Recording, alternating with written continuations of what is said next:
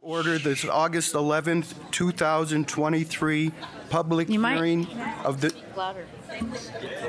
City of Prescott Preservation Commission.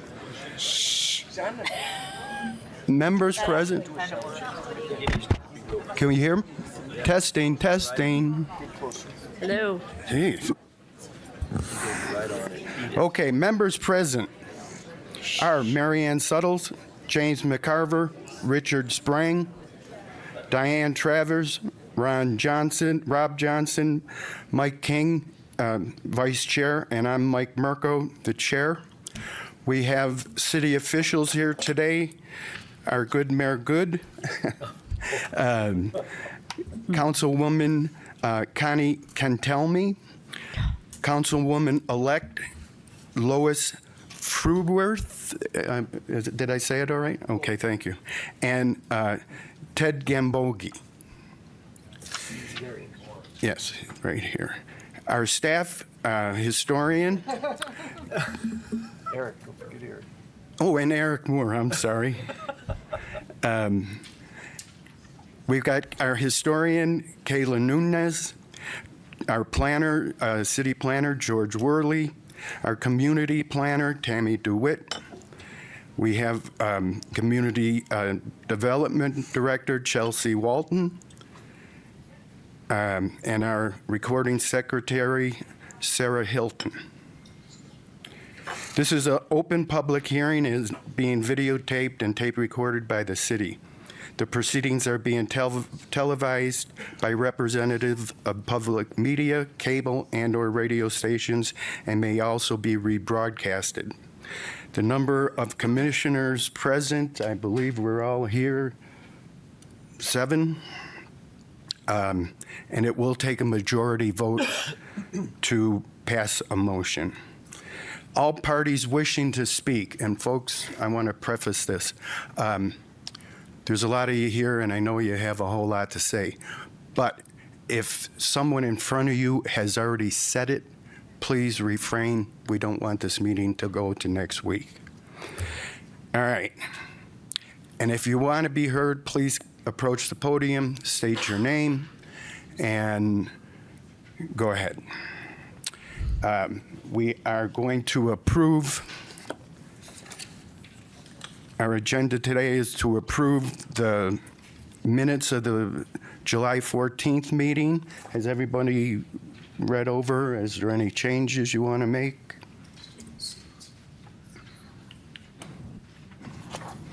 Mr. Chairman, I move that we approve the minutes from the July 14th meeting. Do I have a second? I'll second. Oh, all in favor? Aye. Aye. Motion passed. Okay, we have a couple of items on our agenda. The first, and I will turn this over to Ms. Nunez, it's HP 23-008, the National Bank on the corner of Montezuma and Goodwin. Okay? There we go. All right. Good morning, commissioners, mayor, council members-elect, and the public. My name is Kaylee Nunez. I am the Historic Preservation Specialist for the city. Today we have 2 items on the voting agenda. So first being a proposal for interior and exterior tenant improvements at 162 South Montezuma, which is currently the Galloping Goose retail store. So the photo on the top left is from the late 1910s, early 1920s. Sanborn fire maps indicate it was a general store prior to the Great Fire of 1900, then some form of a saloon or a liquor store up until the late 1920s. In 1927, it was heavily remodeled to become an auto dealership and garage. And the building contained automotive uses up until the late 20th century. Galloping Goose assumed tenancy in the 1990s. So bottom right is the building presently, of course.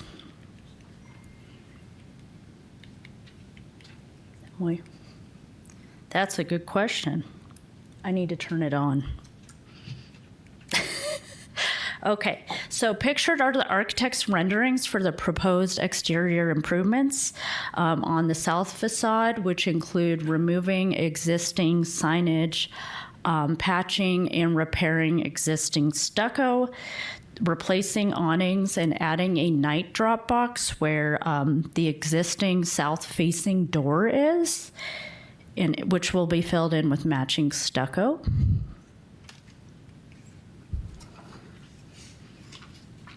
So pictured are the architect's renderings of proposed exterior improvements on the east facade, which also include removing existing signage, patching and repairing the stucco, and replacing one awning.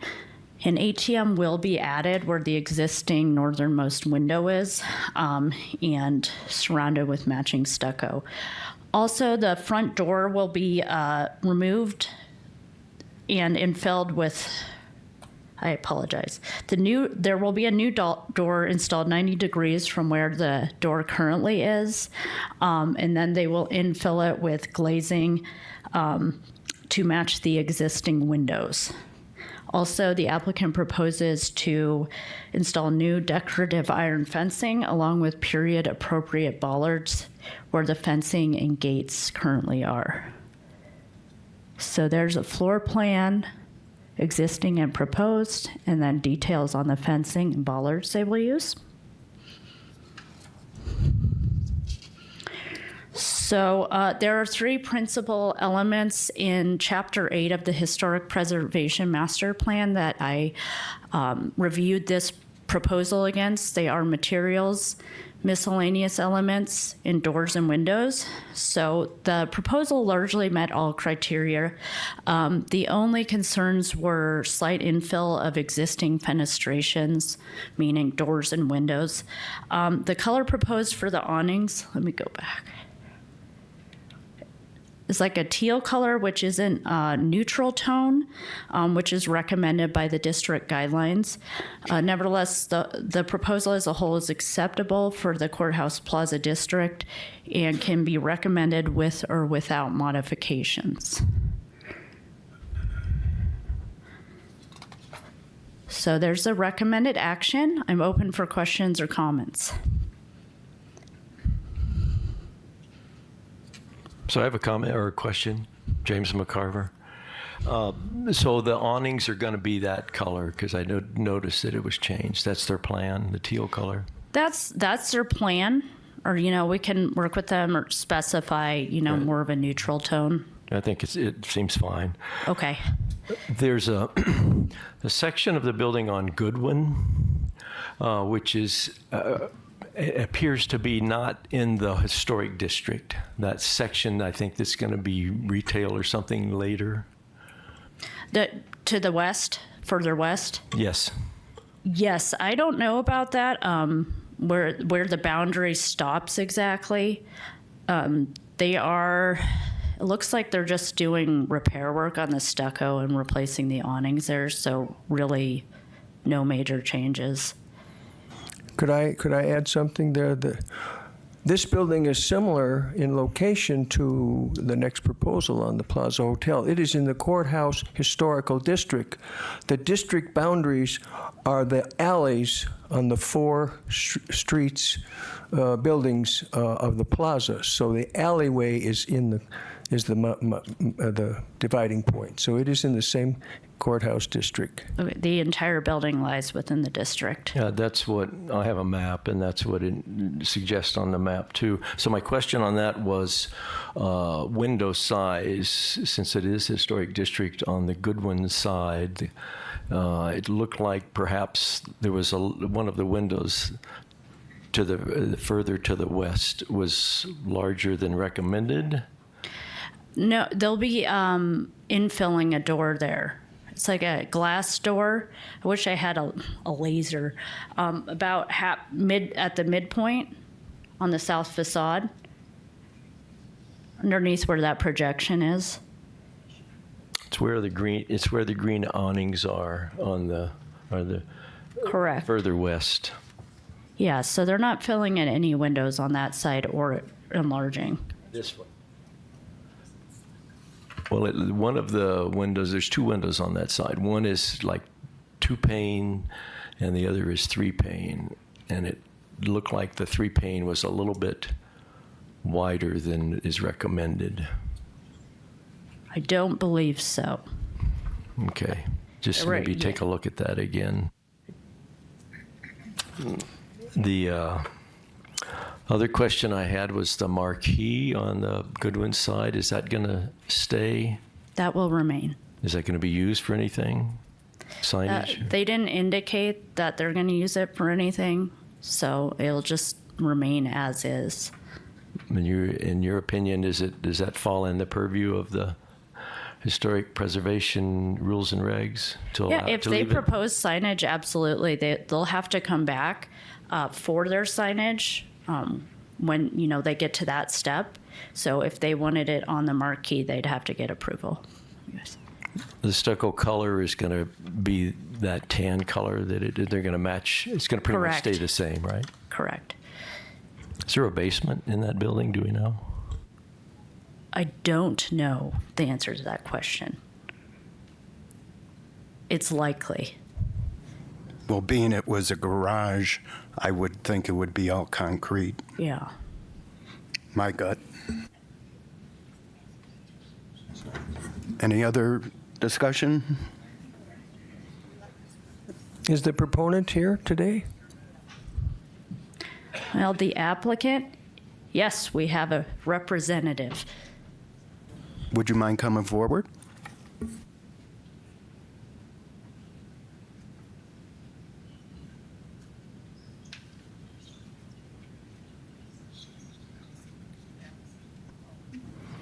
Good morning. Good morning. If you just state your name, sir. Yeah, my name is Jason King. I'm the Senior Vice President of Corporate Properties for National Bank of Arizona.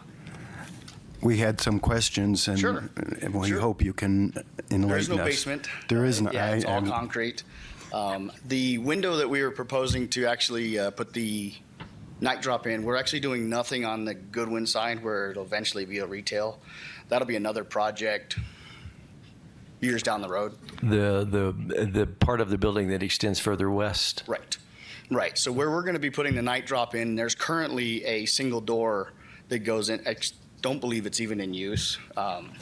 Isn't that below the marquee? It's actually kind of directly below the marquee. Right. And another question was, are you going to use that marquee for anything? We've got our sign vendor, Yesco, evaluating the rules and regulations for signage and then what we've got for the property. But yeah, we do anticipate possibly using that kind of as our logo, it'd be up there on that. We're going to probably refinish the skin, the original metal skin and such that is on that to stay period. Good. Yep. This is Rob Johnson. Is there a timeline, or what is the timeline for occupying that building? And We expect to be occupying this building by June of next year. Thank you. Yeah. Yes, sir. Anyone else? Mary Ann? Is this the final vote on this? This then goes to construction and such, they come back a little bit for signage? Correct. They would have to come back to commission for signage, but otherwise it would proceed to permitting. And they've met everything they're supposed to do? Yes. Thank you. It's an allowed use in the district.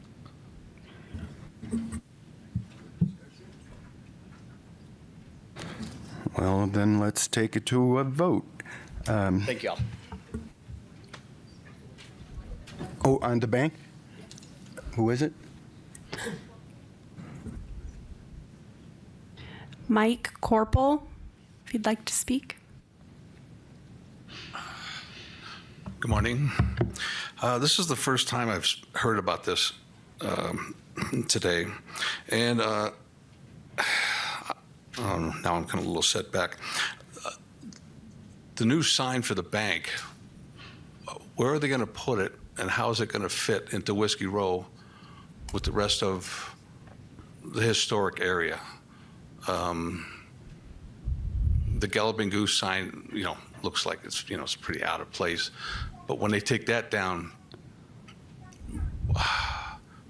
what kind of sign are they going to put up for the bank? Is it going to be, something, modern, brand new? Is it going to fit town? Well, if you would, it was stated that if they're going to do signage, it would have to come back Through you. before this commission, and at Okay. that time, the representative of the sign company would explain in detail. Okay. Also, the ATM's, right on the sidewalk, which would be fine for foot traffic, but there's no place to park technically to use an ATM anywhere around there. Well, again, sir, we are not parking people. We're historic commission. Yeah. Parking is up to the city. Okay. Well, I guess my main thing, since I didn't know about this earlier, the only thing I'd like to say is a nice historic touristy corner in Prescott. We're putting up a bank instead of a tourist shop or a restaurant or something like that. It seems kind of out of place, but I guess the process has already gone. If I may, Thank you. I understand, as a local, as a native, what we'd all like, what I've learned in this job, and I work in planning and zoning too. It's up to the private property owner, and if it's an allowed use by right, which a bank is, then if that's what tenant they have next, that's how things proceed. Yeah, okay. I just figured Yeah. there's enough empty buildings around town that they could squeeze it in this one. Yeah, Anyway, I understand. thank you.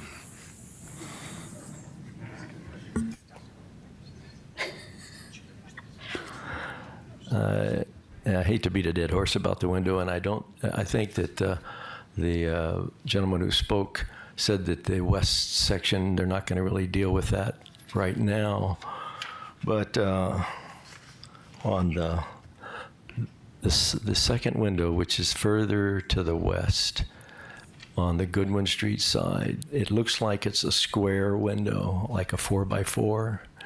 And looking at the regulations, all non-storefront windows, height should have a vertical orientation, and the height should be 1.5 times the width, and it looks like a square window. So if somebody would just look at that and make sure that falls under the guidelines of the recommendations, the master plan. Okay, I have the floor plan pulled up here, and perhaps we could have the applicant come up again to clarify. I didn't see in the plans that any windows on the south facade were changing. Just that door that will be converted into the night drop box. Yeah, we're leaving all the existing, Go ahead, up to the microphone. we're going to leave all the existing windows.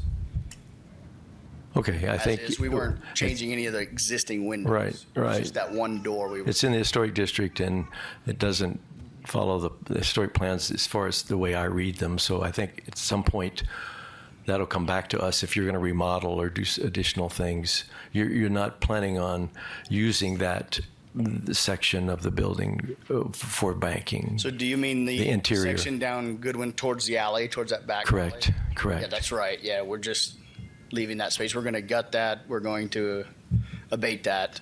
And then it's just going to have nothing in there for Be a shell for the time being. Yeah, it'd just be a shell. Yeah. Just a matter of record, if they do develop that, I would want to look at the windows more Oh, closely yeah, to we make would sure that definitely. they. Absolutely. There's nice big headers. Yeah, that would be redone in that project for sure. Yeah, which will be right back in front of y'all again. So, but I don't have to explain to you guys that nobody can get SES electrical equipment, so I need the electric that's there. So I don't have room to put anybody else in. Okay. Mr. Chairman, and relative to the windows again, Michael King, I'm thinking about, you said the window size will stay the same, but the glass, will the glass be replaced by reflectorized or dark or bulletproof or explosion proof No, or sir. anything? Just a No, plain sir. old window that's there will do it for you, huh? Yeah, just pick up a rock and throw it. So Okay. we don't need keys. Well, that's a bad idea there that you just said. Okay, You know thank what? you. We've all seen the discount tire commercials for years. So. Well, No, it just seems like a bank would have added kind of a windowing security or whatever. Yeah, Just- we've got vaults and hold-up buttons and, y'all have a great police force and sheriff's force, so, and most of the town folks will probably do the policing for us. All right, thank you. Thank you. Okay. Yes, sir. Anyone else? Do I have a motion? Mr. Chairman, I move to approve HP 23-008. Do I have a second? Diane Travis, I second. Everybody in favor? All right. Then the motion has been passed. Good luck, sir. Okay, next item, Prescott Plaza Hotel, coming back again. Much of this presentation will be a recap from last month, but I feel it's important to go over all the details again, as this will be the voting session. So the building, the top left, that's a photo from 1905. Below is an artist's rendering of, or a rendering of the hotel. You'll see that more brick was incorporated into the front facade. Again, the proposal is for a 5-story, 55-room hotel with an open-air terrace on the 3rd floor. So some historical photos. Top left is 1905 again. Bottom right is sometime in the 1940s. The Sanborn fire maps indicate that the building was a saloon and gambling hall when reconstructed after the Great Fire. It remains some form of a gathering hall with lodging until mid-20th century, after which restaurant and retail uses have occupied the building. So, and now holds 3 retail stores, the Mound Spirit Gallery, Wild at Heart, in the Harley-Davidson shop. So existing conditions. So a synopsis of the existing conditions. The existing building is not on the National Register of Historic Places, as the majority was reconstructed after a large snowstorm in 1967.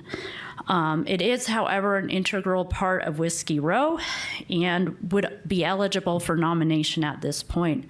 So the inventory form currently on file for it was done in the 1990s. So at that point, it was only about, 25, 30 years old. So again, the current building, though not architecturally significant, is harmonious with Whiskey Row and does not compete with adjacent National Register structures. I included a new photo a citizen sent me. That's a photo of Whiskey Row in the immediate aftermath of the fire. Just thought that was cool. And that was taken from approximately the point of the Montezuma and Gurley intersection. So previous actions.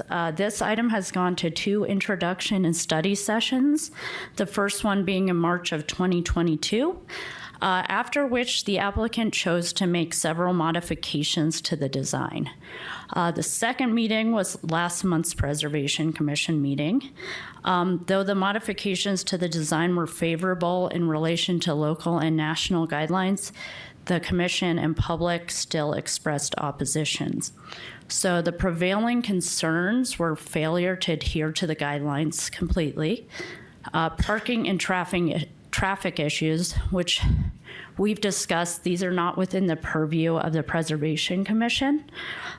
They will be addressed if the item goes forward. They will be addressed by planning and zoning. Negative impacts on nearby businesses, particularly the adjacent buildings during construction. Quite a few folks said the project belongs at an alternate site. Another concern was precedent this project would set, and last but not least, too large scale and massing issues.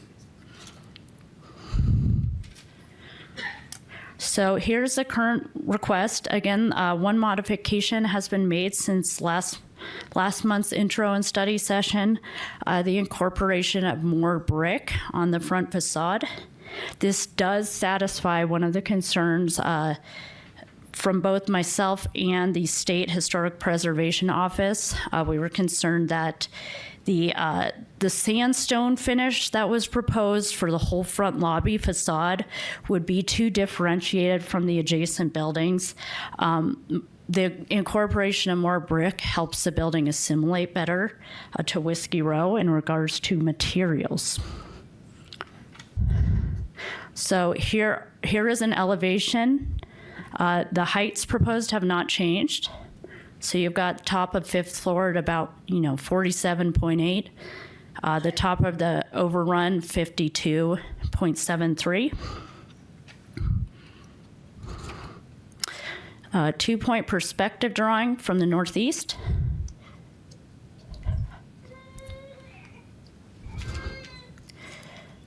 Northeast and southeast facing perspectives, as well as south and front facing elevations. These are all the same from the last meeting.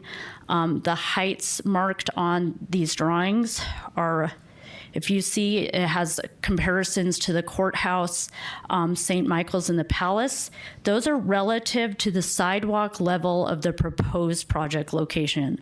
So essentially right outside the Harley-Davidson shop door, that's where these marked elevations are taken from. Okay, so analysis. So as with the last meeting, a staff report was published about a week ago, which details the full analysis of the proposal against Prescott's Historic Preservation Master Plan guidelines, as well as the Secretary of Interior Standards, which is the national standards for historic preservation. So to summarize, there's 5 principal elements within the master plan that I reviewed the design against: materials and details, windows and doors, siding, building size and scale, and miscellaneous elements. So the project does meet the master plan criteria for architectural characteristics, including the incorporation of masonry on all facades. Notably, the incorporation of more brick veneer on the front was a favorable change. Cornices, friezes, and lintels shown are compatible with the district. The design largely meets the criteria for doors and windows. It was recommended that the front facade 4th and 5th windows would have their vertical orientation enhanced by separating the pairs of windows. It was also recommended that the front door incorporate wood framing. Those changes were not made. Whoops. Did not mean to press that. So the project partially meets the criteria for siting. The step back at the 3rd floor is atypical for the district. All other buildings on the row have a 0 setback beyond the 1st floor and are encouraged to maintain the setback per the guidelines. And the project still does not meet criteria for building size and scale. Though the bulk of the structure tops out at 48 feet, there is an elevator overrun that tops out at 53 feet, which does create visual interest despite being set back on the building. So there are no district guidelines for buildings beyond 3 stories. The proposed design is out of scale and massing with other buildings on Whiskey Row, being considerably taller than the neighboring structures, as well as proposing to be the tallest building on Whiskey Row. Architectural features, though compatible in style, will appear to be large in comparison with the more intimate scale of Whiskey Row. So a 5-story building is unprecedented in this district. The district guidelines also include a list of threats to character, one of them being the demolition of historic resources to make way for larger commercial and business uses, which could degrade the scale of the district and result in the loss of historic resources. So last criteria point was demolition. The project meets the principal master plan guidelines on demolition, as the current building is not on the National Register. However, guidelines state that if any building in the district is to be demolished with consent from the Preservation Commission, that it shall be replaced with a building of similar massing and scale to contributing buildings in the district. So we'll evaluate this closer in the next 2 slides. Math. So as I did last meeting, I feel it's important to quantify the massing of other similar significant buildings within the district. One of the ways to do this is by evaluating the height to width or aspect ratios of buildings. So for the plaza, the guidelines say in general, the wider the building, the taller it can be. So most height to width ratios on Whiskey Row are around 1.5 to 2 times as wide as they are tall. So there is no golden ratio prescribed in the guidelines, but if you apply the average ratio for other buildings contributors in the district, 25 to 36 feet high would be a more appropriate height for a building that's 50 foot wide, which is what this project site is. This would put it closer to a 3-story maximum. All right, here's a table summarizing the aspect ratios. So the outliers being the courthouse on the low end, the TIS Annex or the Knights of Pythias building is on the high end. It is very narrow and tall. So the goal for new construction is to stay in line with the district as a whole and not to compete with larger buildings that were placed, a century or more ago. All right, so I sent the proposal to the State Historic Preservation Office. I've done that twice. I sent the updated design to them about 3 or 4 weeks ago. So when I sent it to them in late June, they produced a letter, a courtesy review that reviewed the project against national standards, which again are the Secretary of Interior standards. The state architect, Susan Lawson, applied 3 standards from the standards for rehabilitation. So she stated that standards 3 and 10 were met in entirety. However, standard 9 was not met and is still principally unsatisfied. So standard 9 states that new additions, exterior alterations, or related new construction shall not destroy historic materials that characterize the property. The new works shall be differentiated from the old and shall be compatible with the massing, size, scale, and architectural features to protect the historic integrity of the property and its environment. So in this case, the property is considered to be the district. So, some new content here. Additional concerns. I want to highlight 2 additional concerns that were not included in my presentation last month. So those are precedent and the impacts on adjacent buildings. So precedent, staff and commission, of course, are tasked with being complete and consistent in applying guidelines and standards in order to maintain historic integrity of districts. So how we rule on this proposal sets the table for other significant projects in the Courthouse Plaza District and Prescott's preservation districts as a whole. It's also important to note that context is important. The guidelines of the district must be considered as well as the characteristics of surrounding buildings, which brings me to the impacts on adjacent buildings.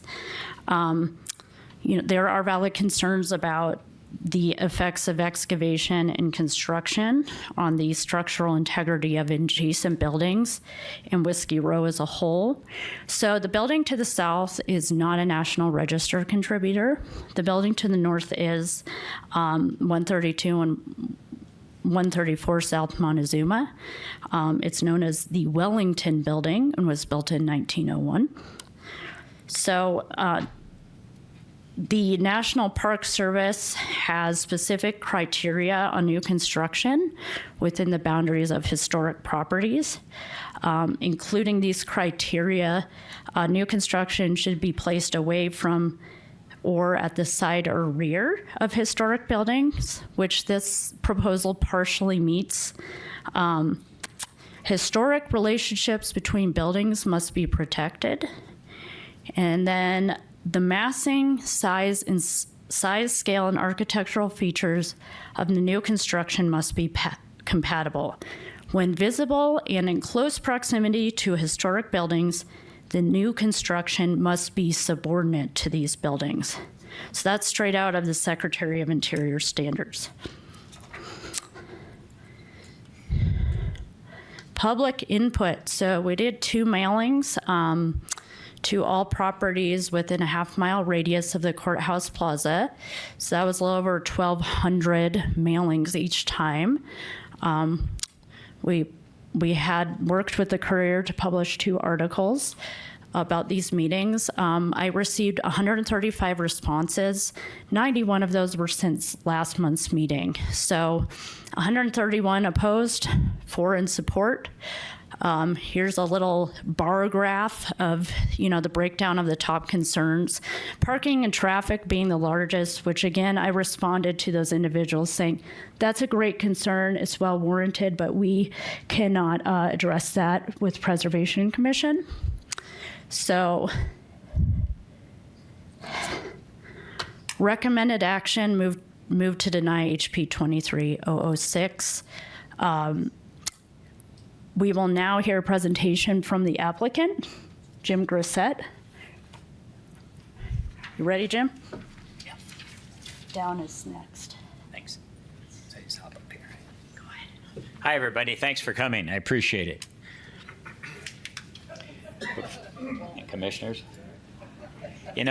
before I go into the hotel project, I think I'd like to tell you a little bit about myself. I'd share some.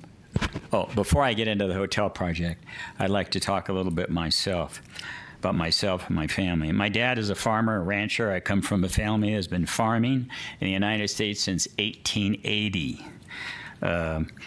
That's a long time, so I'm not just somebody that is a city slicker that's coming in here to do something. I come from a tremendous farm heritage. I grew up working in the fields, driving every kind of tractor, using every type of farm implement, and performing all the manual tasks associated with farming. My brother chose to stay in the farming business, but I chose to be a builder. Looking at a crop that you help cultivate or building is very gratifying, just like when you build a building. I don't believe anyone can get that feeling sitting in front of a computer. Farmers and construction workers' boots leave prints in the dirt.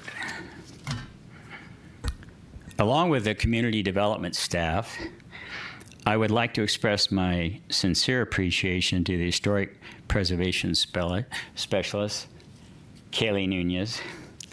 A great presentation, by the way. And all the members of the Preservation Commission for their consideration of this project. When the palace, Knights of Pythias, it's a difficult word, Knights of Pythias, Grand Highland, St. Michael's, Federal Courthouse, County Courthouse, and all the other now historic buildings were built, compared to what was there previously, they were huge buildings, but obviously destined to become historic. I doubt if anybody at that time said, wow, these buildings are too big, that their massing, size, and scale were all wrong. I purchased my hotel site because I had a vision of building something important at the center of Whiskey Row facing the Courthouse Plaza. That vision for the Prescott Plaza Hotel is to become Arizona's and Prescott's premier boutique hospitality destination and event menu. As previously confirmed by city staff, the Historic Preservation Master Plan and Courthouse Plaza National Register Historic District maps, the existing building and proposed hotel site is labeled as poor, vacant, and non-contributing, and as such a status, it allows for demolition. The property is zoned for a hotel. Parking is always a big issue. Obviously, and however, there are no parking requirements for a hotel in the downtown business district, as there is a 500-space parking structure right behind the location. There is a waiver in the parking requirements for these uses that contribute to the tourism and hospitality nature of the downtown, and that was put in place when they built the parking structure. Building height is also a big issue. The city height limit in the downtown business district is 100 feet. Anything over 50 feet requires a special use permit. The Historic Preservation Master Plan indicates a maximum height of 48 feet. According to the building code, the design we present tops out at under 48 feet, under the 48 feet mentioned in the Historic Preservation Master Plan.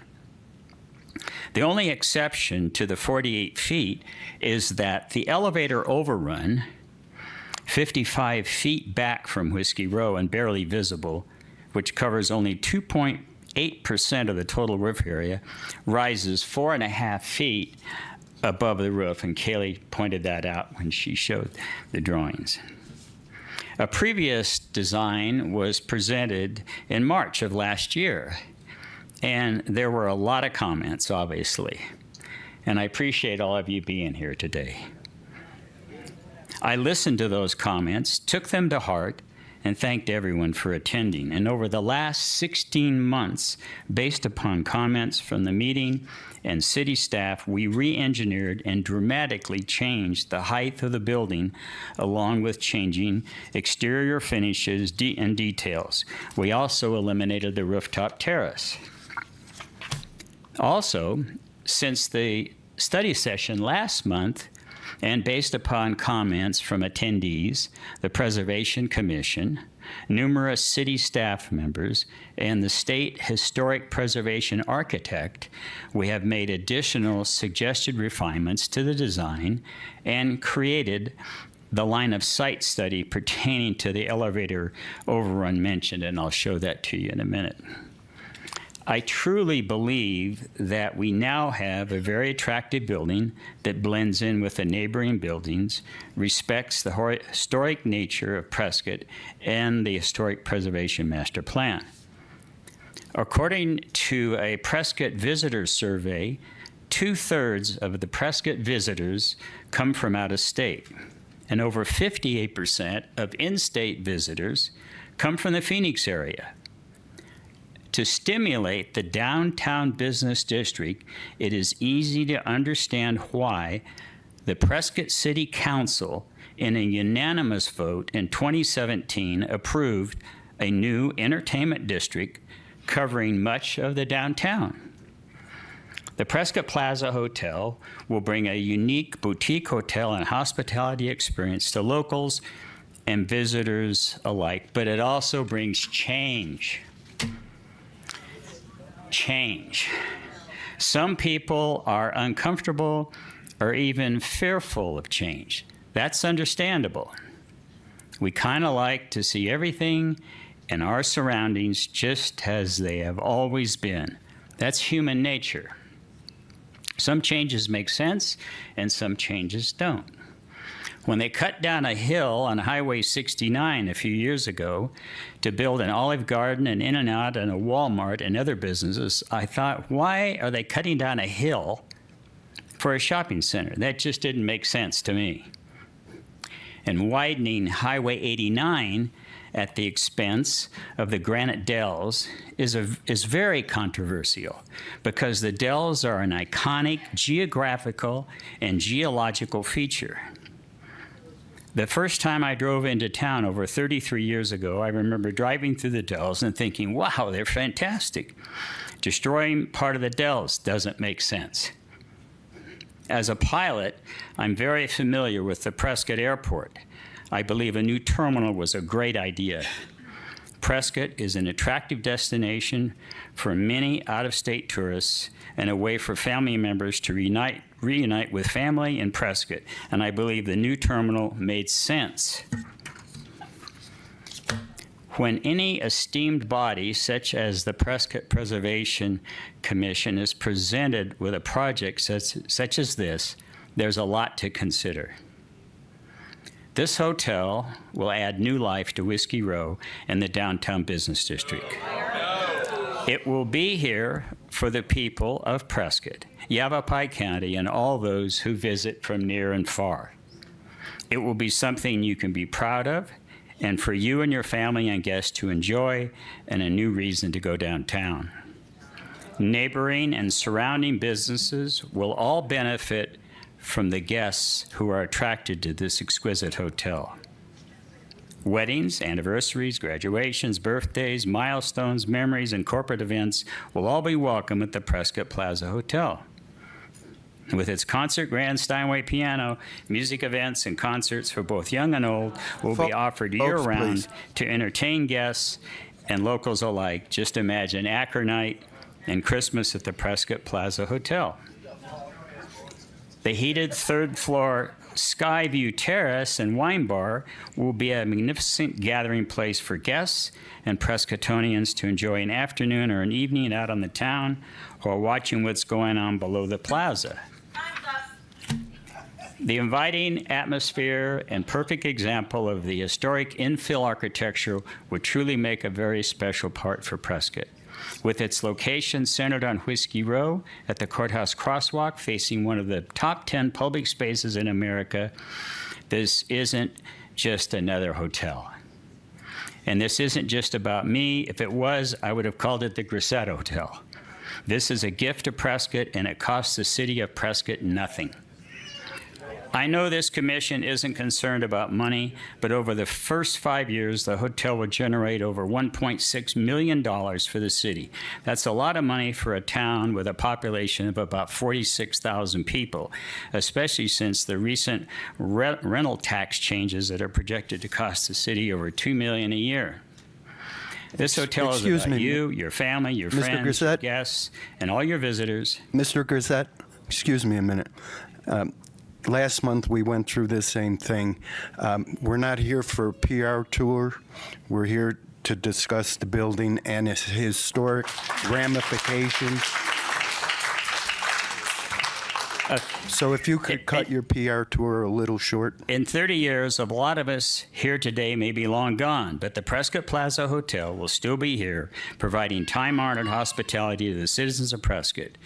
It's upon you, the Prescott Preservation Commission, to look towards Prescott's future and approve the Prescott Plaza Hotel. Thank you very much. Show your slides. Yes.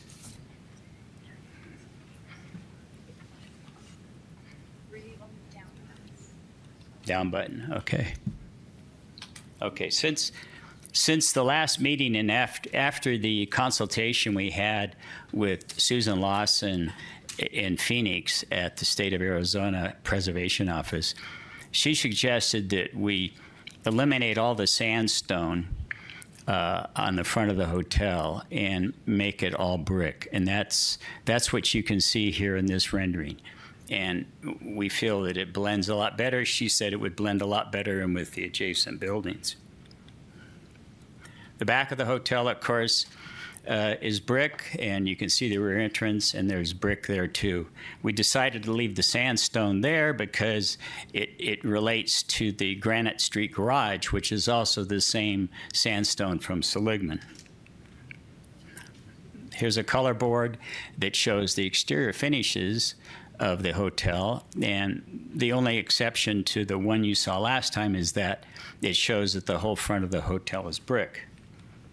And regarding the height of the building, we did a height study showing a bird's eye, not a bird's eye, a human eye view from the steps at the top of the courthouse, from the sidewalk on the courthouse plaza, from the middle of the sidewalk or the street, and from the front of the hotel. And from the sidewalk, all you'll see is the existing height facade, which is about 22 feet. And the elevator overrun that bumps the height of the building up from 47.83 feet to a little over 52 feet can't even be seen from the plaza. So we felt we made some considerable changes to the building. We've lowered it. We've tried to address the issues presented by the state preservation architect. And I think we've got a very great project. And I welcome all your questions. Thank you, sir. At this time, Sarah, are you going to call out? Sarah's going to call out the names of people who want to speak. Oh, no, he's going to. Real quick, did you, as the commission, have any questions for Jim at this point? Well, I do. Okay, this is a good time. Right? Yes. At our last meeting, you kind of guaranteed me you would have a solution, or how do I want to say, a reasonable reason why your demolition for the basement would not affect the buildings adjacent, and I haven't heard that. That's right. And we consulted with engineers, and at the time that we actually do the demolition, we do additional soils tests in the adjacent area.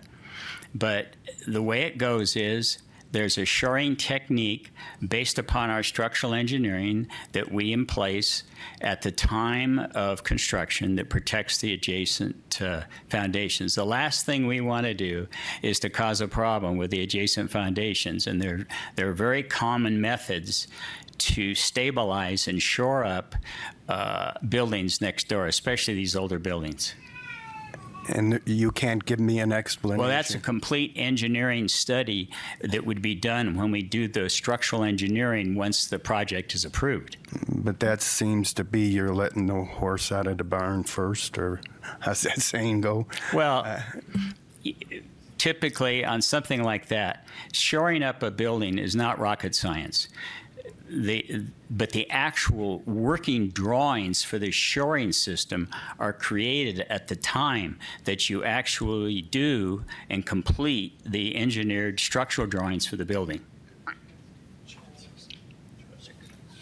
Yes, sir. Hi, Jim. Rob Johnson. So from Newport Beach, that's where you're from originally, right? Yes. You're familiar with the Crab Cooker restaurant?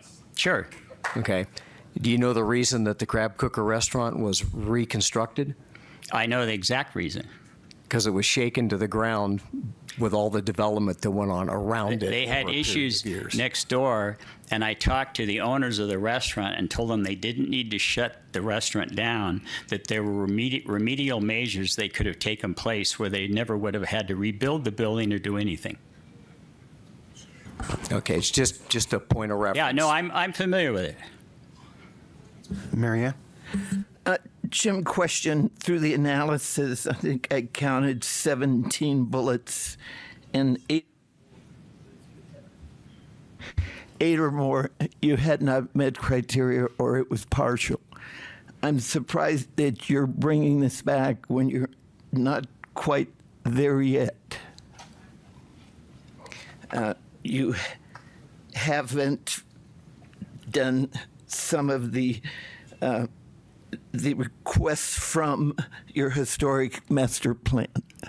Yeah, keep in mind that a lot of those items are guidelines. The city zoning and the city code says that a hotel can be built there just like a bank can be down where the Galloping Goose was.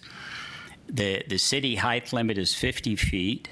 The historic preservation guidelines are 48 feet. We're beneath that at 47.83 feet. So we feel that and the side yards are 0 side yards. We comply with that. And 0 setbacks, we comply with that. So we feel, from an architectural and design standpoint, that we have met all the requirements. All right, just again, glancing at this and some of the things that are requested are still haven't, whether they, trying to say this correctly, they haven't been met, and it is a guideline, but I would think you'd be a little bit better prepared on this just to get it through this board. Well, I believe we've done everything we can do to meet all and they're guidelines, they're not laws. They're guidelines only. And I believe we've done everything possible. We've changed the exterior finishes. We've given up using indigenous local sandstone and using brick instead. Our window patterns are basically compliant. All our windows are going to be wood on Whiskey Row. And again, that's not on this list. That's been taken care of. Thank you. Anyone else? Mr. Cassette, as far as you're mentioning, in my view, maybe I'm mixed up, but you're mentioning the business district in concert as if it's the same as the Courthouse Plaza. The Courthouse Plaza Historical District, yes, you mentioned the city council encouraged these kinds of entertainment districts and the like. That is not in the Courthouse Plaza guidelines. Those building and guidelines are different than the Courthouse Plaza. So there are two separate entities regarding that. That's one of my points is, and I guess I'll deal with something called the Black's Law Dictionary. The word shall. The word shall is in the Courthouse Plaza as it shall not be more than 48 feet. And if you demolish some buildings and you build new buildings on the site, even though they're not historical, the ones we're demolishing, they shall be in concert with the existing character, size, and scale and massing. Shall is imperative, it's mandatory. That's my, you kept saying guidelines. Now, the other things are guidelines. Listen, some of the other things are guidelines, and I will give you that. And I think what Mary Ann is saying is those things that seem to be asking you to relook at some of those things were not adequately covered in her view. That's what I'm just echoing. That's all I have to say about that. Thank you.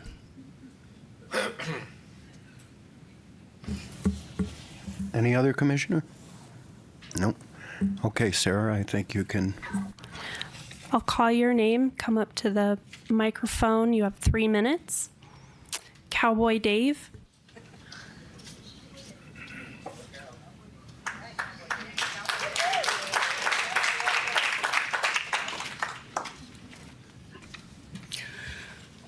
Well, I get to be first at something.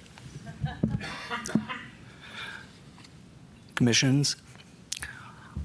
Well, in the immortal words of Ronald Reagan, well, here we are again.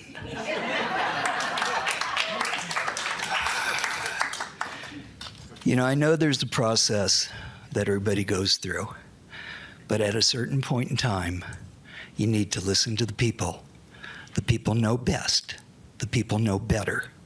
And with all due respects to the builder-developer, putting lipstick on a pig, you still end up with a pig. This is not what the city of Prescott wants. This is not what the residents want. And staff, by their own words, has said you should move to deny this opportunity. We just had a recent election for city council members and for mayor. And congratulations to those of you who won. I'd like to read just a few comments which came from the candidates themselves, city council members. I have spoken for years on the value of our historic downtown area and wondered why it had been allowed to deteriorate. It's been allowed to deteriorate because of bad decisions, because of people not listening to the residents that love this city, that love our heritage, that love our culture. I will go on. I joined many boards and committees to influence and educate people as to the value we have surrounding our history. Tourists come here to see our history. We must protect it. Thank you, Ms. Cantelme.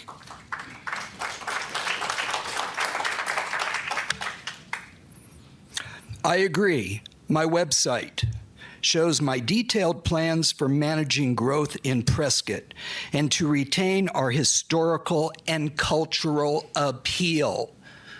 If this commission doesn't understand that, then I would request that each of you stand up and immediately resign. And I want to thank Phil Good for those words. 30 seconds.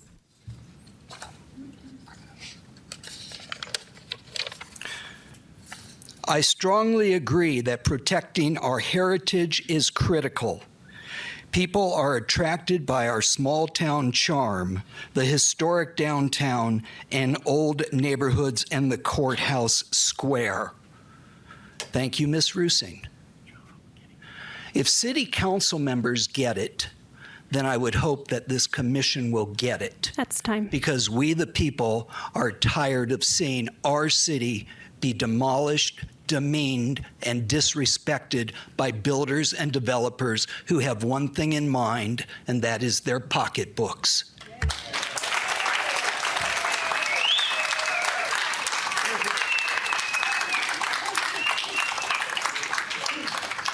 Mike Corporal. Thank you. I'll make this quick. Since we're skipping parking, the other things that the city would have to deal with would be water, sewage, and electric. And I assume that the city would have to pay for that, for 55 rooms worth of that, those resources. There's other places in the city they could build. We have plenty of, the place on the corner to put in the trailer park, it would have been a great place for a hotel. We have space, other areas in town. They don't have to be right downtown. I moved here 7 years ago from Pasadena, and I belonged to the Pasadena Heritage Group, which was the top preservation group in town. And we need to protect Whiskey Row. It only takes away from the historic look of Whiskey Row. Historic Whiskey Row won't be an historic place anymore. You must fight, because once it's gone, it's gone. Thank you.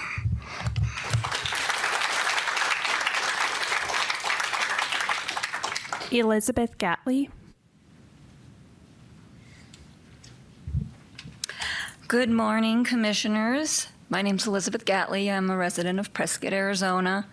We wanted to move here many years ago, but through circumstances, we finally were able to move here 3 years ago, and we searched and searched for an old ranch. We didn't want to buy a new property and a new building because we didn't want to add to the traffic. That's part of what this will do downtown, is adding more traffic, which is already congested. And we've talked about all the things, the parking, the big concern of the structural to the building next door. I really get the feeling after listening today that Mr. Gossett didn't fully go with the preservation office with Susan Lawson. He missed some of the things that should be done. When you're looking at the building on the north side, on that right-hand side, it still doesn't look historical. It's not in keeping with this town. It doesn't look like the rest of Whiskey Row still. He's trying, he's made efforts.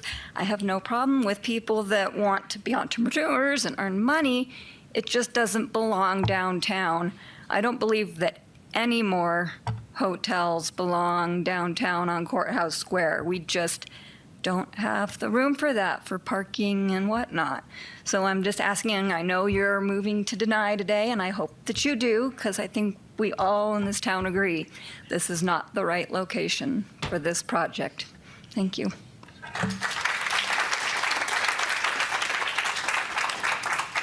Steve Parker.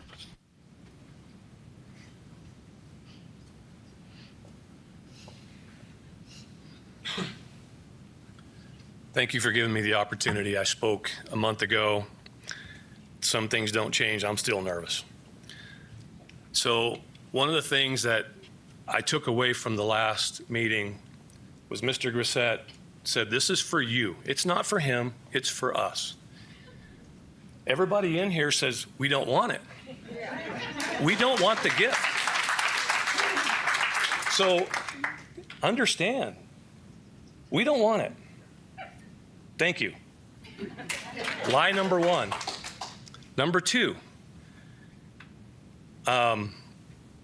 he says he's a builder. He also said last month that this was a 6-month project. 40 plus years I was in construction. No way. It's at least a year and a half, minimum. Now, what he just said too, tear the building down, do samples on the soil to test it. Tear the building down, test the soil, it comes back negative. We can't put it back up. It's too late. And I will say this again. Sometimes we need to breathe out, breathe in, breathe out, just move on. Go back to Newport and build it.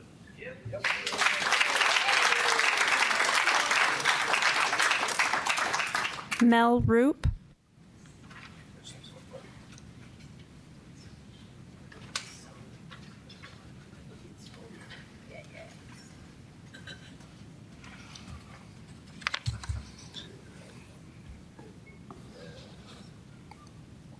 Good morning. My name is Mel Roop, Prescott, Arizona. I'm not dressed this way to make an effect here. I've got a meeting to go to up at Touchmark after I leave here to talk to the residents up there. But I guess it is appropriate. This has been a bad week for historic preservation.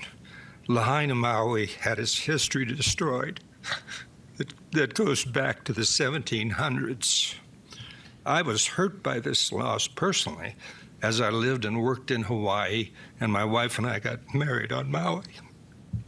Similarly, people that have visited and love Whiskey Row will be hurt if we allow incompatible design in the historic district. I used to do feasibility studies for developers.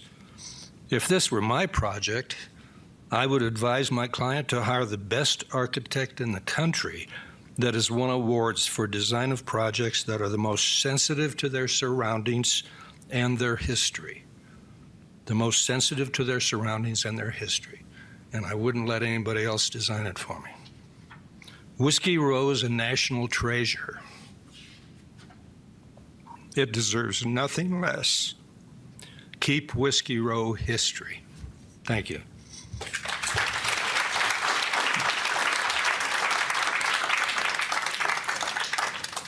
Ralph Rodarty.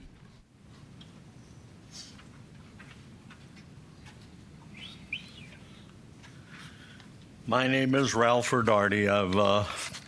About everything's been said about this project.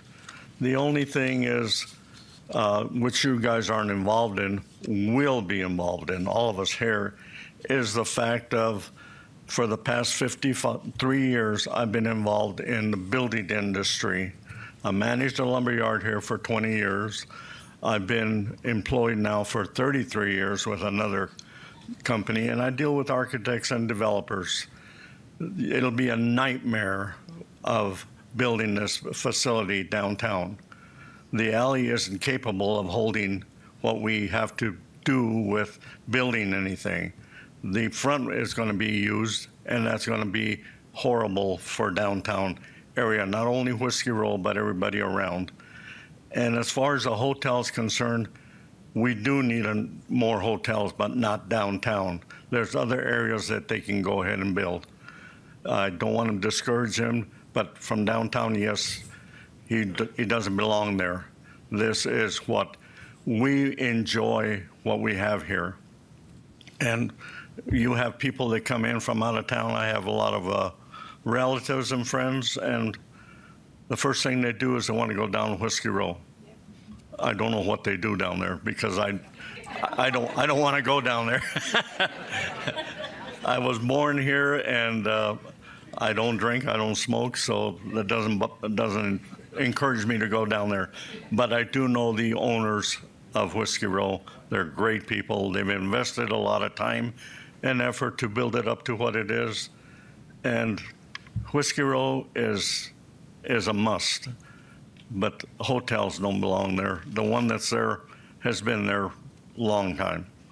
But anyway, I appreciate you guys thinking about it and doing what you do, but I think an investment was made by Jim that he should have really thought about prior to investing his money into it. Thank you.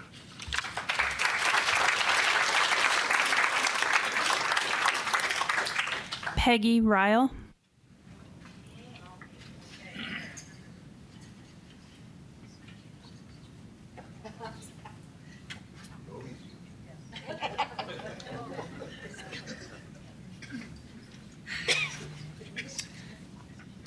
Hi, all buddies. My name is Peggy Reel. I've been here 45 years. Yeah, I know I'm an import, but Whiskey Row is the draw. It's the draw. It's why everybody comes to Prescott. They don't come to Prescott to go to casinos or go to the mall. They come for Whiskey Row. It's like, oh my God, why would you even consider taking the draw, which brings all the people in and all their money in, and ruin it? It's like, oh my God. And all the businesses all around, oy vey. Please don't let this go on. Stop it, save it. Please, thank you. Okay.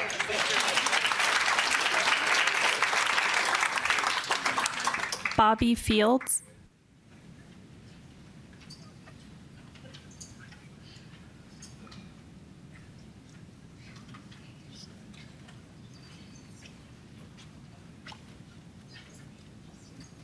Well, I'm Bob Fields, and I'm associated with the Wellington building.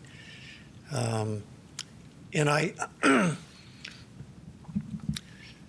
think that most everybody's done a pretty damn good job listening this morning and getting kind of excited a little bit and stuff like that. But I'm like to see us all come together on this, and I want to have everybody listen carefully to everybody's opinion and stuff like that. I'm not the most entertaining guy on the block, but I want you to know that I appreciate everybody's effort in coming together here and being able to support the Constitution and everything and have their free speech. And everybody, I hope we all respect each other on this. Amen. William Fields.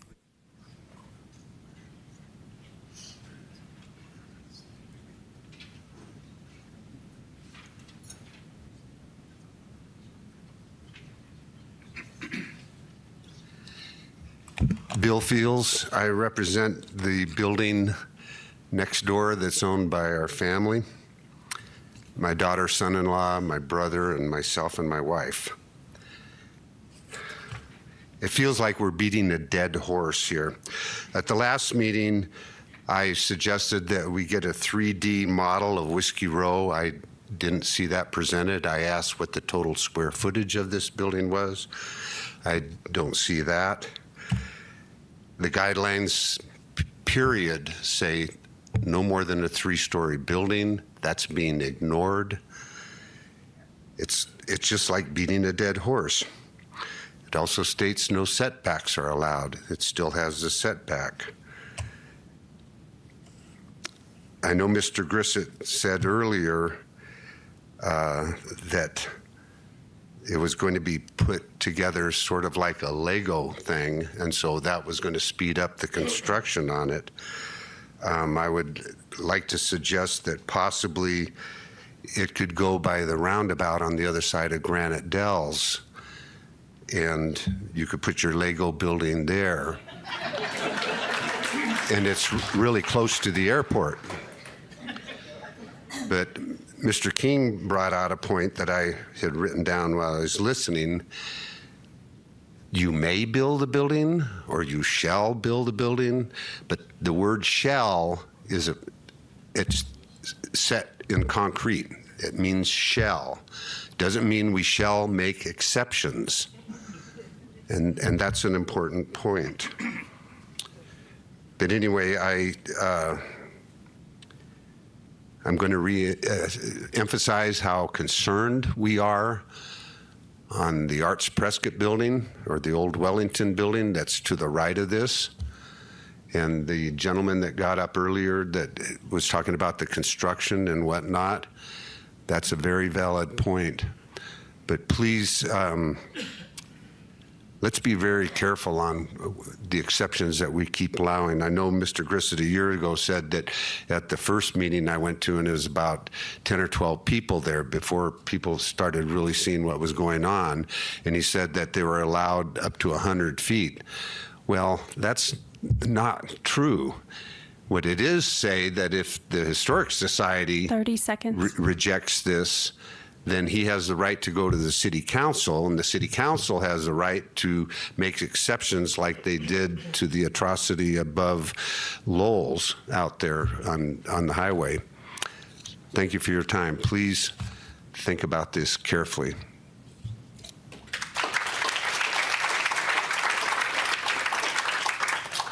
Greg Ferns.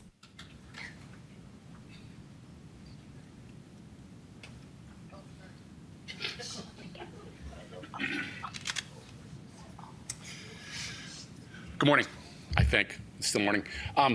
There's nothing really that I can add that hasn't already been added. I don't want this. My name is Gregory Ferns. I'm a resident of Prescott.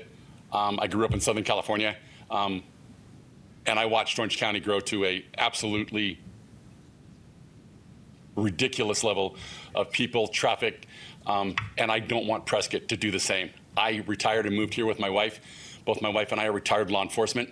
I'm a disabled combat veteran from the United States Navy. This is where I want to stay. If this town grows to a point where it becomes unbearable to move around, it has one of the top VAs in the nation, I don't want a growth to this town to destroy that. I married my sergeant. It made my life a whole lot easier towards the end of my career. But yeah, I love this town. I really do. My children and my grandchildren are in Southern California. I wish I could get them out here, but I can't. Please do not allow this. We don't need this. Thank you.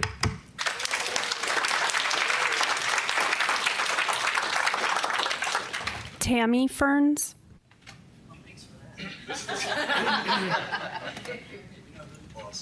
Right. Hi, I'm Sarge. And I had a lovely speech prepared for you, but all of y'all have covered it for me. Thank you. So, Mr. Grissett, you're from Newport Beach. I'm from Orange County. I know your name. And because you're from Newport Beach, I know you're not doing this, so I'm giving you an opportunity. Open your eyes, open your ears, open your heart, and open your nose so that you can see, hear, and smell and feel the hostility in this room for you. This does not belong here. Thank you.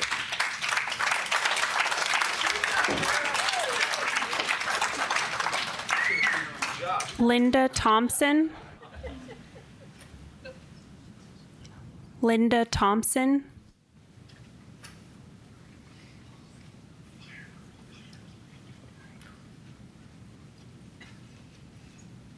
Pretty much everything's been said so eloquently.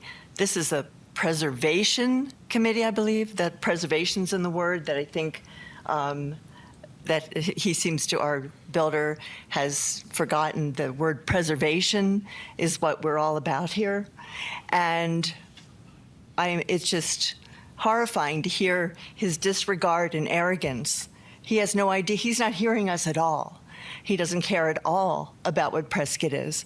It's all about him. And it's very sad. I feel like there's a glitch in the matrix because we're doing this again a month later. So anyway, I think you're on the right track, and I appreciate that, and I appreciate everybody showing up once again. And now I just found out that this could, after we turn this down, that it'll go to City Council. And I hope our new City Council and the existing City Council is hearing this and will vote accordingly. Thank you.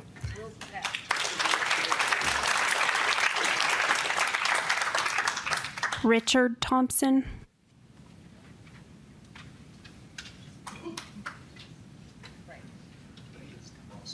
Yeah. I agree with Linda. I know, I'm kidding. Richard Thompson, Prescott. And as Linda mentioned, this is the Preservation Committee, and we're all here because we want to preserve Prescott. My feeling is if we take a picture today of the town square and compare it to in 20 years, 30 years, maybe 100 years, it should look the same. That's what's called preservation. And I know our applicant thinks he's improving Prescott, but he's not. One thing I would like to say, though, I remember from our last meeting, one reason this hasn't been put on the register is priorities. I heard it's priorities. I would like to see the commission direct our historian to make this top priority to be put on the register, and that will, I think, help a lot of these discussions in the future. Thank you.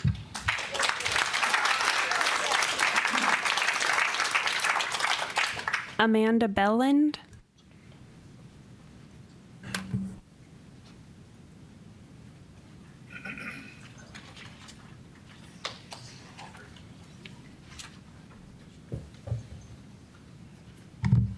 Hi, my name is Amanda Beeland. I'm going to try to keep this really short and really quick. First, I want to point out real quick, look at all of the faces that are here. You'll know there's not a whole lot of people here my age. We're all at work. I own a business in Prescott Valley, and I closed it so I could be here today, so I could tell how I feel. Many of my friends my age cannot. They asked me to speak on them for proxy. My family moved here in '87. I was born and raised here. I am now raising my 2 children here, and I plan to stay here as long as I can. I have a successful business, so I do understand a capitalistic venture like what he's proposing. However, it is historic Whiskey Row that this town knows and this town loves and that I love. The Prescott is charming, and we are a small town, and that's what we need to keep. I understand growth is inevitable, and businesses are going to continue to come, people are continue to pour in. Half of my clients are recent moves from out of state. I get this. But I want you to look at and consider Old Town Scottsdale. What did it look like before? What does it look like now? All of the giant hotels and nightclubs that is swarming that place with tiny little pockets of history here and there. Is that what we want Prescott to look like? Is that where we're going? If you allow this to happen, more developers are going to get the idea, and they're going to look at it. Yes, Whiskey Row brings in a lot of money, and we can bring in some big buildings and make some big bucks. You sure can. I was like, and it's going to ruin our city, and it's going to ruin the town, and it's going to take away the charm and the quaintness that it comes with. So I understand it's a great location. I do have a dozen other properties within 10 minutes of downtown if the developer would like to look at them. Or if you are heart set on this location, hear what people are saying. 3 stories, no setbacks, get rid of your giant windows, make it nice, make it fit, so that we can enjoy downtown Whiskey Row the way it is. Thank you.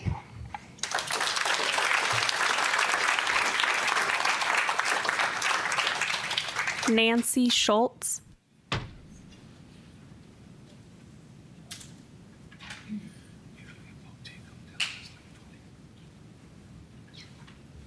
Good morning. A true historic preservation commission is in place to preserve our historic buildings. Stand tough. We will lose too much by putting this boutique hotel in place. We have lovely hotels around the plaza. The Hacienda, Grand Highland, St. Michael's, Hotel Vendome, and the Motor Lodge. They're all incredible little gems of our city that people love to come and stay in. These hotels celebrate the rich history of Prescott and embrace the past and appreciate the craftsmanship of our forefathers. People will choose charm over chain hotels when they want to be near our plaza. And if they don't, there are chain hotels, Hilton Garden Inn, Spring Hill Suites, and the new one that will replace City Hall. That one is also a 5-story boutique hotel. Whiskey Row is one of the reasons people visit Prescott. Who will come when our history disappears? Preserving our history is your job. Please accept that responsibility and keep the square and its surrounding area safe from development. Thank you.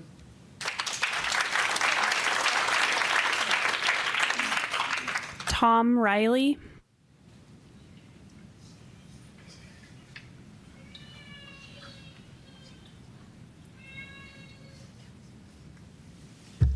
Thank God for change. Because if it wasn't for change, we wouldn't have the downtown that you have right now. Back in the 70s, the late 60s to 70s, and the late 70s, and even in the early 80s, the downtown was a much different place than it is right now. The modernization, the architectural modernization of the downtown was taking place. They had all the canopies all over you probably remember some of them on Goodwin Street. And there was a lot of vacancies downtown. The Hacienda wasn't in place. The Hotel St. Michael's was boarded up. The Burmeister building was vacant. There are a lot of other vacant structures downtown. Marianne, I know you remember those. But change took place. Change took place in the downtown, and the downtown started to become, again, a more and more viable place. It has become a very good, viable place right now. Now, is the idea of a hotel on Whiskey Row a change that could be accepted? The answer, I believe, is yes. I think that a hotel could go on Whiskey Row. Do I think this is the hotel that should go on Whiskey Row? I haven't studied it enough to be able to give you a professional response to that one way or the other. But one thing I can say is that I'm very thankful for change. Don't be opposed to change for the sake of change. As you begin to look at things that are going to be happening in our town and around Whiskey Row, remember that if we hadn't changed over the last 30 years, we'd be dead. Make sure that you don't try to do the same thing to us again. Don't make us dead. It has to be a vibrant, changing, living thing. The downtown does. So embrace change when it's appropriate. Thank you. Trish Spence.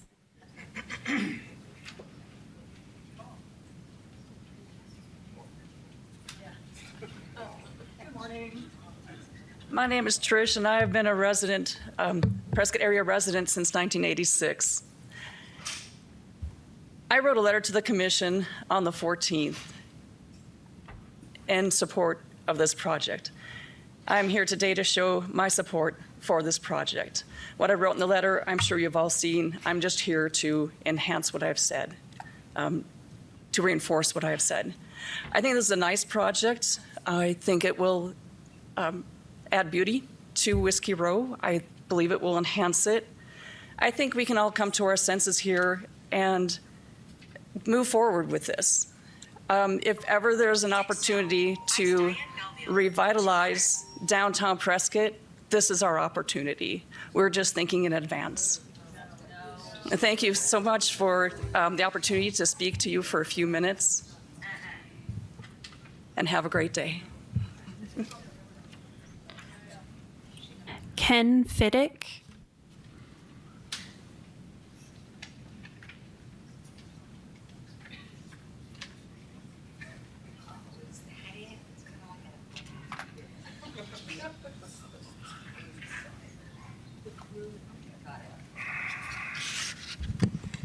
Morning. This is a preservation committee, correct? Preserve Whiskey Row as it is today. I'm glad to see many council members are here. And this is not the council of 2017. Perhaps Mr. Grisette made a poor financial decision by buying real estate on Whiskey Row and wanting to put this project in place. If this is a wonderful boutique that deserves a place in Prescott, 2 to 3 blocks away, 6 blocks away, maybe there's another place that this commission and this city council will approve that building, but not Whiskey Row. And finally, hopefully this is the third strike, and you can move on to other projects that are worthy of this town. Thank you.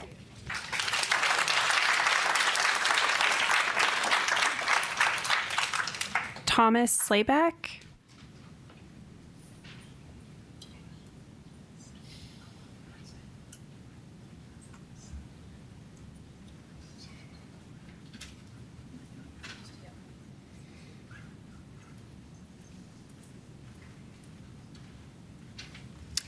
Good morning. I'm Tom Slayback. I'm a very long-time resident here and actually started visiting here with my parents in the late 40s. I love our downtown. I've done almost all of my shopping downtown, including furnishing an apartment and furnishing my home. I have what I don't want you to take as criticism, but as a way to improve the process. And that's far as informing the public of these meetings. I've attended all the meetings. I've submitted both written and verbal comments, and I've, of course, signed in on your registry, but I have never been notified of these meetings. I get notified from a friend in the Bay Area of California that forwards the notices that she is sent about these meetings. So I would hope that you make a change there so that anyone that has submitted comments, spoken, or signed in will be put on a mailing list for the same type of meetings. I then have a problem with view shed on this project. Now, as I remember from many years ago, standing at street level in front of the courthouse, you view Whiskey Row, and looming over it is Thumb Butte. That no longer view is there. You actually have to get up to the level of the flagpoles on the courthouse steps since the parking garage was built to be able to see Whiskey Row with Thumb Butte in the background. I've spent many times in the courthouse. When I take a break there, I like to go onto the mid-level landing of the staircase and look out over Whiskey Row, and you can still, from that level, see Thumb Butte. If this is built, there's no way you'll be able to enjoy the view of downtown and be able to see Thumb Butte. Then I submitted a written question at the last meeting, a basic comment. It's been brought up just a few minutes ago, and that's if this is not a priority for the city to save our downtown, what is a priority? They've had over a year to get this site on the National Registry of Historic Places. I hope that the commission will notify the city that they should get on this and have this now on the registry. Now, I used to shop at Western Auto, and I've shopped at McMahon's, which was Sam Hill, and which is now the Western Heritage Center, and I have a vested interest in Whiskey Row for remaining historic, and that's because in the center I have my display on the movie, our local movie history. And I just did make a change out. It's a rotating display, so now on display is the movie horses of Yavapai County. So I implore you to vote no on this project. Thank you. I'm not sure. Can I clear up just a couple details on National Register nominations real quick? Just, to provide some more light on that issue. So we do need property owner permission to put it on the register. So Grant permission? So also, the National Register is a listing. It's an honor roll, if you will. It affords prestige and certain incentives, but it's not going to protect folks from modifying or demoing their properties with their own private funding.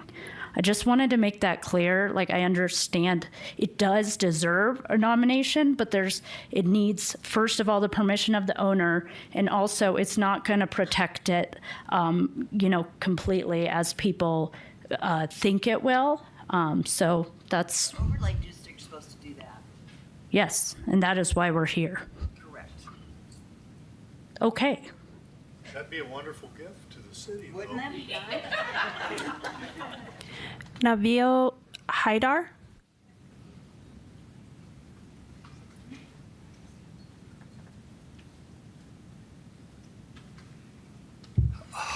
My name is Nabil Haidar, and I've been in Prescott 22 years. When I was looking at a place to have a summer place, I live in Tempe. We looked at Flagstaff, Payson, some of the other areas, White Mountains, but Prescott was the place that we decided on because of the square. Just a little background. I'm an architect, and I've been practicing for over 30 years, and I was involved in historic preservation. One of my projects was the Westward Ho in Phoenix about 20 years ago. So I understand historic preservation. I understand character, heritage, history. This hotel does not fit, will detract from the heritage, the history, the character of the square. And as architects say, every building tells a story. Every location tells a story. This building does not tell the story of Prescott, it tells a different story. It doesn't belong here. And I would request that you deny approval of this building. Thank you very much.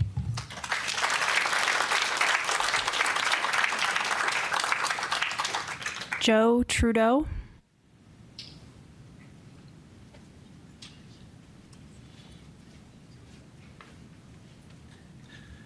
Good morning. Thank you for the opportunity to speak. My name is Joe Trudeau, and my first point is related to the proposal, and my father-in-law, Billy Fields, said most of what you need to hear from me on that, but I would push back on the applicant on the notion that he doesn't have to provide some sort of structural schematics on the mechanisms by which he conceives to protect our building during the period of excavation.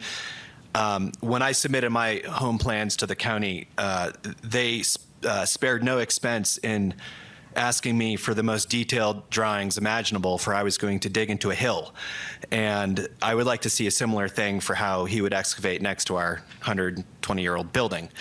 So I'll just leave it at that. I share a lot of sentiment with the rest of the folks in the room, but one of the things I haven't heard is related to what is vitality in a community, and how can we talk a lot about like reinvigorating Whiskey Row and historical districts, but the gal from Prescott with the business in Prescott Valley said it really well. All of her buddies are at work.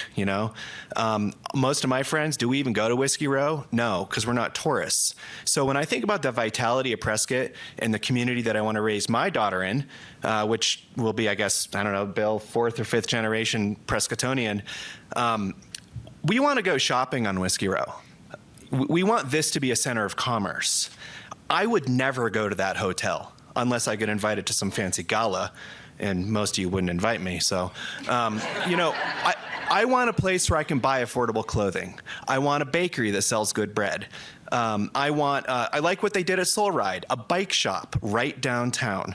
So it's outside of your purview to dictate the use of the private property, but it's something that the commission and probably city councilors should be considering is like long-term view of Whiskey Row and downtown in the historical district. If you want to really honor history, Whiskey Row used to be the center of commerce for Prescott, where people, the residents, would go for the goods and services they needed to survive. Now people shop at Walmart and all these other big box, and our money leaves town. Our money goes to big multinational corporations. Let's think about how to keep our money here with local businesses that appeal to local residents. Thank you.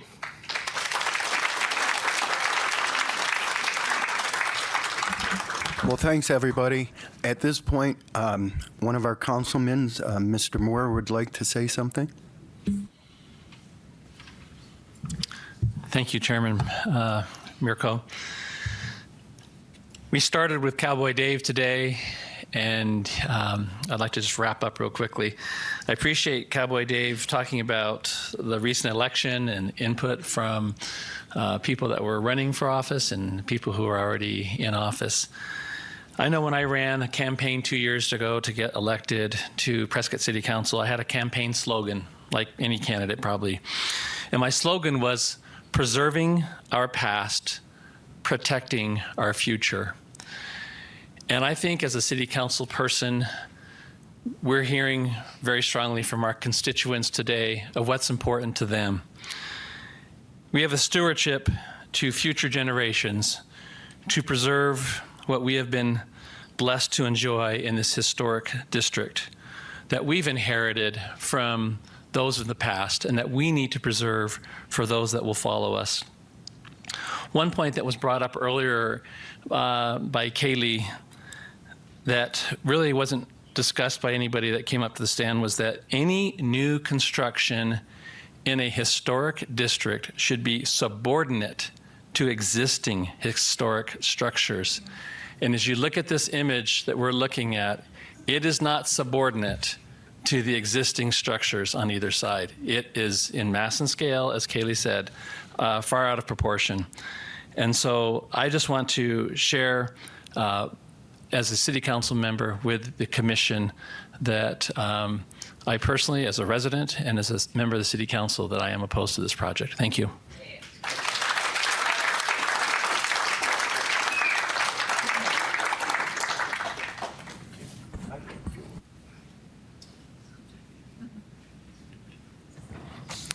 All right, we're going to be voting here in a little bit, or at least have a motion. My name is Michael King. I've been a 28-year resident of this community. I love history. I'm a tour guide for the Charlotte Hall Museum and a Chamber of Commerce downtown, where I, along with others, interpret our history. I'm vice chairman of this committee. I've been doing it for more than a decade. I want to thank Brad Courtney. If you don't know that name, that's the history of Whiskey Row and the history of the fire. Right now, he's the world's foremost authority on Whiskey Row. I want to thank him for this quote. The Great Fire of 1900, in the words of Morris Goldwater, is the best thing that ever happened to Prescott. That sounds pretty harsh. But Morris Goldwater was our mayor for 20 years after the fire. This is in hindsight. He didn't say those remarks the day after the fire. Many of the structures in the downtown area, described at the time as clapboard shacks, were replaced by aesthetically pleasing, stronger, fire-resistant structures. Some of the new buildings were architecturally outstanding, one being the Burke Hotel, now known as the Hotel St. Michael. The original hotel advertised itself as absolutely fireproof. It burnt in the Great Fire of 1900. After the fire, the owners of this building planned to build a 4-story hotel, which was controversial and unacceptable to Prescottonians and the city council. Anybody know that? Can you raise your hands if you knew that beforehand? Yeah, there's just a few hands. All right. The result of the ensuing debate is apparent. It's a 3-story hotel, the Hotel St. Michael's. Today's dialogue is not unprecedented. Most of my remarks today are from the Historical Master Plan, and specifically the Courthouse Plaza Historical District, interspersed with my own comments. In the Master Plan, I'm trying to set a context here for the vote. This is from the Master Plan. The pride and spirit of unity which rebuilt downtown Prescott, along with curtailed growth, has been one of the reasons it remains one of the most original downtown districts in Arizona. Their spirit has given the citizens of Prescott an irreplaceable and invaluable asset of history which must not be destroyed. So now let's fast forward to 2004, when the White House designated Prescott as a Preserve America community. This award honored the city of Prescott for its commitment to the protection and interpretation of America's history and resources. Furthermore, Prescott uses its historical, cultural, and interpretive assets to enhance economic vitality and celebrate its cultural character and traditions. Also, the National Trust for Historical Preservation has designated Prescott as a destination of distinction for its protection of historical properties in its designated historical districts. Prescott's downtown historical district, Courthouse Plaza is 16 acres. The plaza itself is 4 acres. That means there's 12 acres of business opportunity, not including our 4-lane streets plus parking. So you got 9 football fields. 9 football fields right in the heart of our city for all the things we want it to be.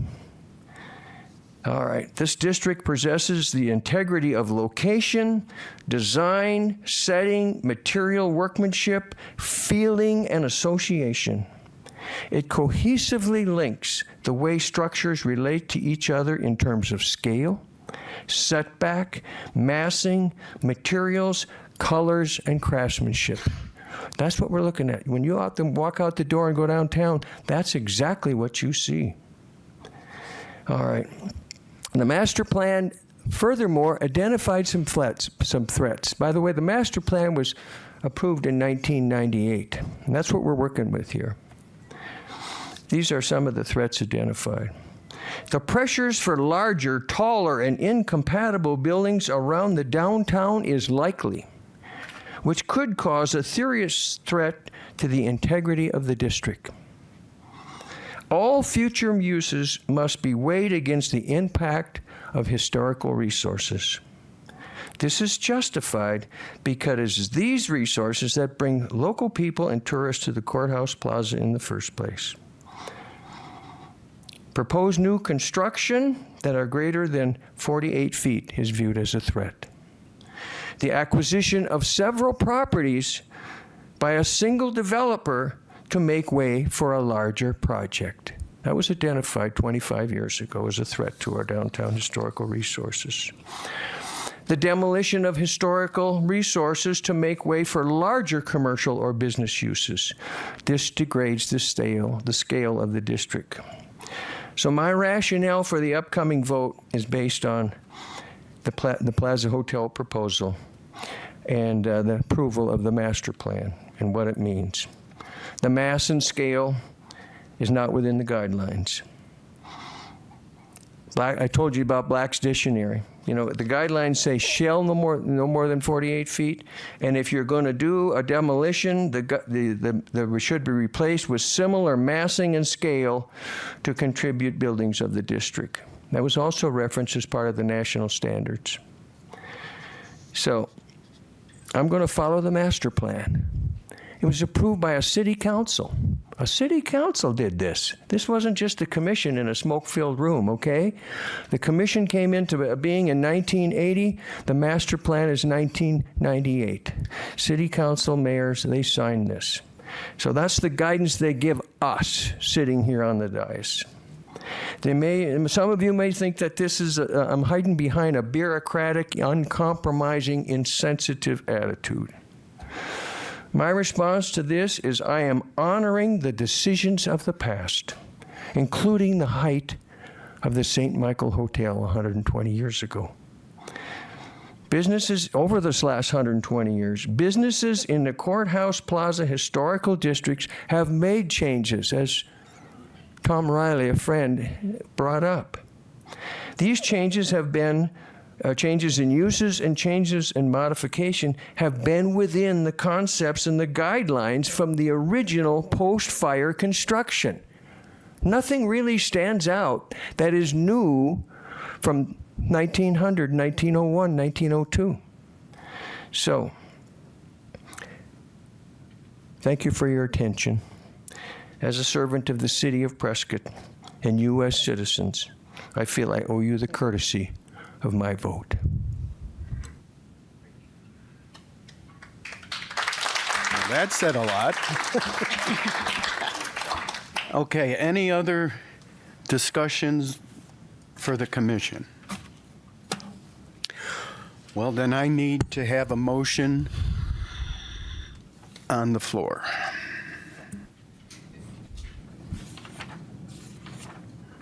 Mr. Commissioner, Diane Travis,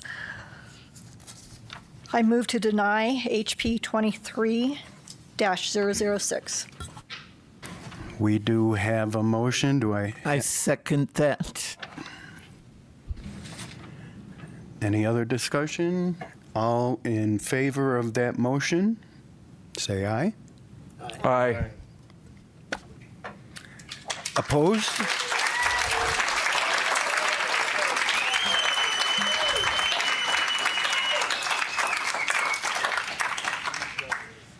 Unanimous.